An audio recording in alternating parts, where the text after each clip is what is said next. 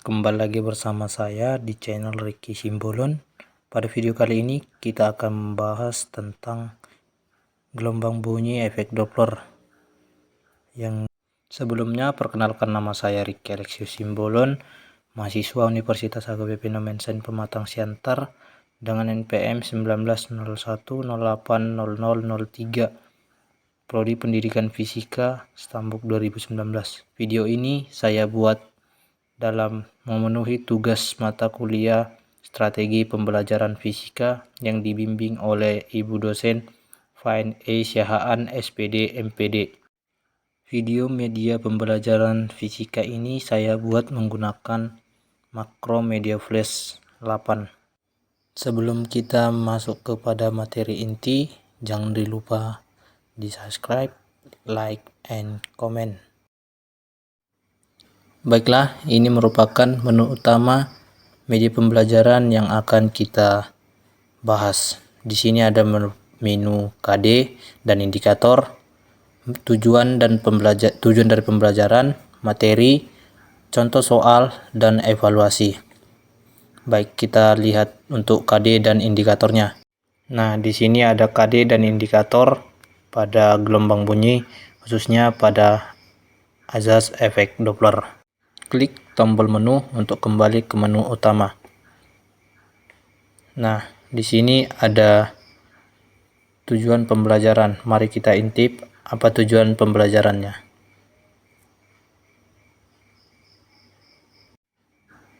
Jika diberikan konsep-konsep, contoh-contoh soal terkait gelombang bunyi atau efek Doppler dan pemanfaatan teknologinya, maka kita dapat menjelaskan peristiwa perubahan frekuensi antara sumber dan pengamat setelah mengamati animasi tentang efek Doppler pada gelombang bunyi dan aplikasinya dalam kehidupan sehari-hari.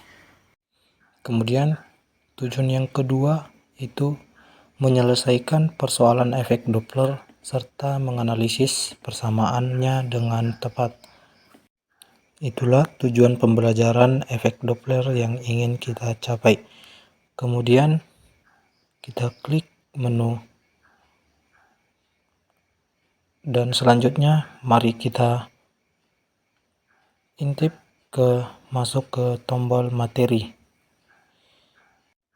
Nah, di menu materi ini terdapat menu-menu seperti animasi efek Doppler, penemu efek Doppler, pengertian efek Doppler, rumus, serta aplikasi efek Doppler.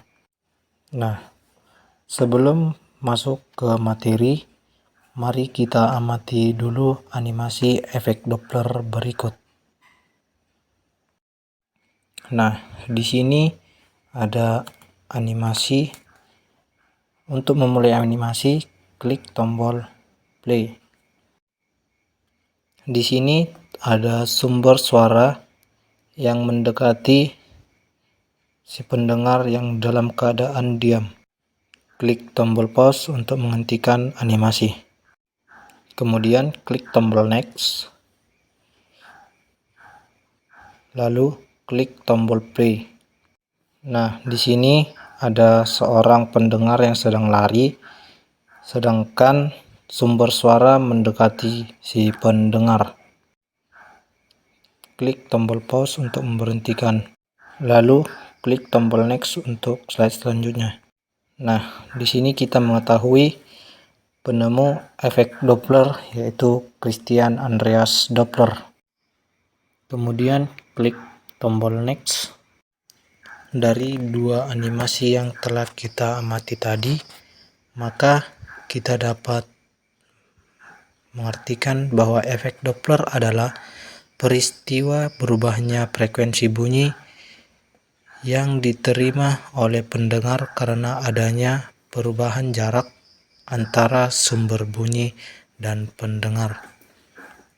Kemudian kita klik tombol next. Nah, di sini kita lihat yaitu rumus efek Doppler.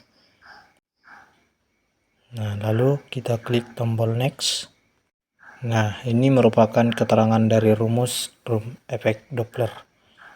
Kemudian klik tombol next. Nah, ini merupakan aplikasi efek Doppler dalam kehidupan yang berupa USG dan radar, radio detection and tracking. Kemudian klik tombol next. Nah, di sini ada contoh soal yang pertama untuk efek Doppler. Nah, next. Nah, ini untuk pembahasan contoh soal yang pertama. Klik tombol next. Ini contoh soal untuk efek Doppler yang kedua. Dan ini pembahasan untuk contoh soal efek Doppler yang kedua. Klik tombol back untuk melihat contoh soal sebelumnya. Jika ingin latihan soal, maka kita klik evaluasi yang ada di pojok kanan bawah.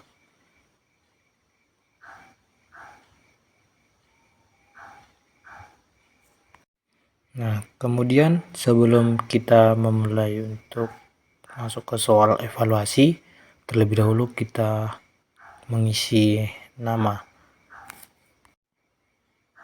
Misalnya kita buat nama DB kelas 12. Kemudian klik tombol mulai.